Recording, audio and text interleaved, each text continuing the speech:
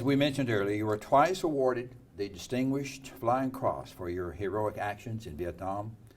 I want you to tell us about the battles or combat action that led to you receiving these Valor Awards. Well, one of them was an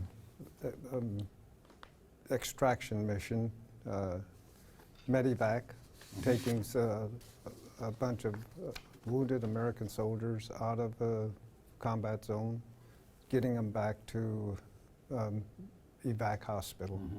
And that particular one, they were in heavy enemy contact. And we went in without any kind of gunship support or anything else. Went in and made our approach in, was receiving heavy enemy fire. And this is under adverse weather conditions too. Not this one. This one was a purely medevac operation. I see, okay. And they were under such intense enemy fire,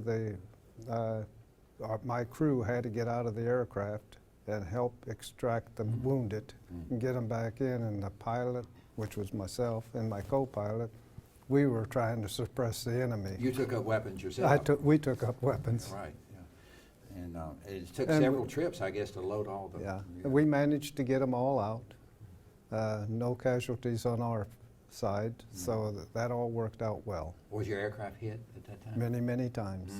But you were able to... We were able to fly it out that time. Right. Now tell us about your second mission. And this was the one I understand that was in severe or bad weather. Yeah, we had a team on the ground in a place right against the Cambodian border called Song Bay. And we had a team out in the jungle. They came under intense enemy fire from many different directions.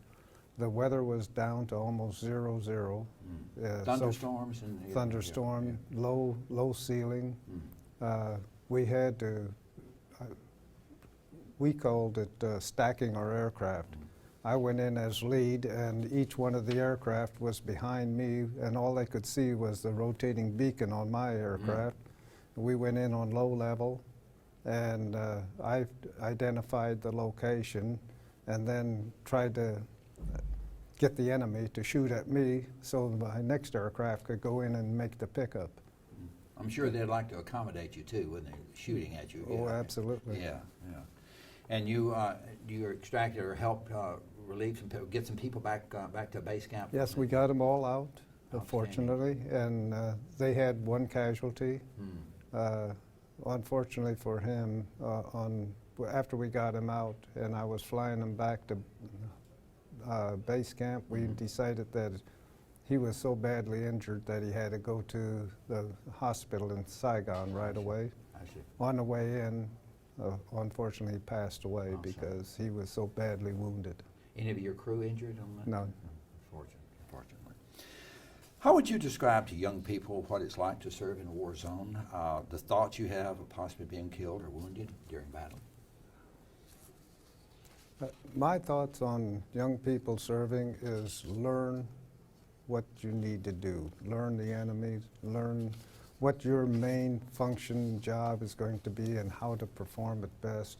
Survivability is all important, and every person can do that. It's a common instinct for you to survive. Learn all you can. Learn all you can and be prepared. Be prepared.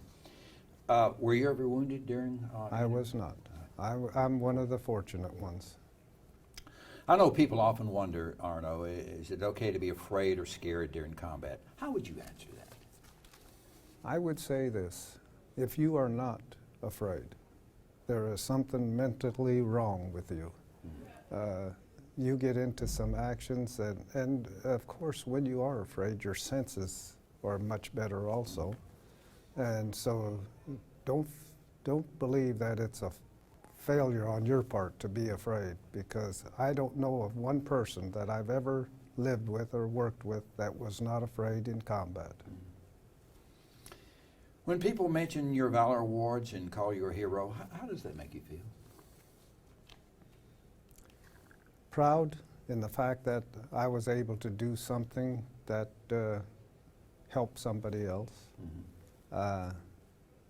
It's a little hard to walk up to somebody and when they start talking to you and say, we're proud of you that for what you did, because we always felt, all of us that I know, we were doing our job and doing it as best we can.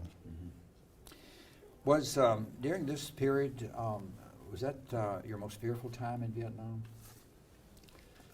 Yes, that was my, actually this first tour was very, very intense from the day I got there until I left.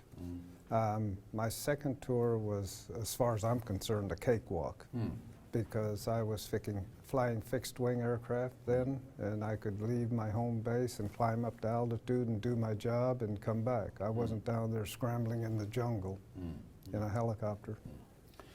I'm sure you've thought about it through the years. Share with us, or who prepared you to take the actions you did in combat? Was it your family?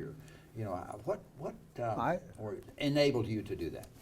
I think it started way back when I was in school. People were trying to get us to do the very best we could with what we were dealt with. Right. And that carried right on through my training in the Army. As far as I can tell you, the flight training probably prepared me more than anything else. And it went on through the years. Matter of fact, here's an example of it. That's a master aviator. That's the highest skill you can get in aviation. And I'm more proud of that than most anything that I've earned. I know you are. I know you are. And also some of those drill sergeants, I imagine that helped. The drill